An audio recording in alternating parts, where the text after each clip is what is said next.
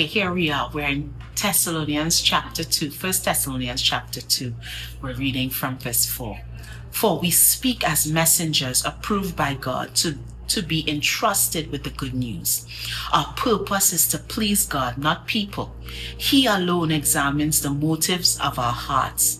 Never once did we try to win you with flattery, as you well know, and God is our witness that we were not pretending to be yours just to get your money. So Paul is making it, he's making it clear here that the gospel message of Jesus Christ is entrusted to us. It's like he's giving the example here that it's really an example of stewardship, that this gospel message has been entrusted to us, and it's our duty as stewards of this message to proclaim it, to share it, and not with flattering words or seeking to gain influence. And the evidence of our stewardship of sharing this message of Jesus Christ is not so that we may be praised by others or exalted by people, but that God is the one that would examine us. God is the one that would know us. So when he says our purpose is to please God, not people, he alone examines the motives of our hearts. I think about in Jeremiah 17 and verse 10, where he talks about God is the one that would search the hearts and minds of men, and he would examine us and reward us according to our own deeds and actions.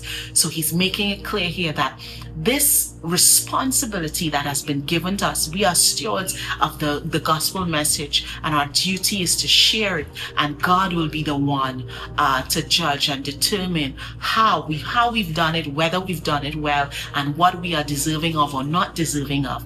And so the test or the proof of our ministry and our stewardship in Christ is that I'm not seeking to gain popularity or fame. I'm not seeking to be approved by men, but I'm seeking to be approved by God. And I'm proclaiming this message of salvation to the lost so that God may be glorified and so that they may be saved. And all in all, it is for the honor and glory of God. And God, who knows my hearts and my motives and intentions, he will reward me according to how he sees fit. This morning, I want to encourage us. I want us to remember that this duty that we have, it's not for ourselves. It's not so that we may gain praise. It's not so that people may see us and glorify us, but it is all for the honor and glory of God. And it is so that those that are lost can get this gift of salvation that we have received. And we want to be able to proclaim the message of God. And we must remember, God is the one that will examine us ultimately. God is the one that will search us. God is the one that will reward or not reward. God is the final judge. And so we are being good stewards of what he has entrusted to us. Father and God, help us today to be good stewards of your word.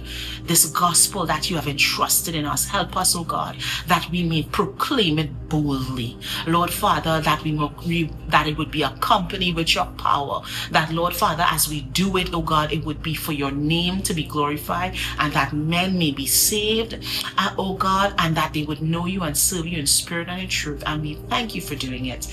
In Jesus' name, amen and amen.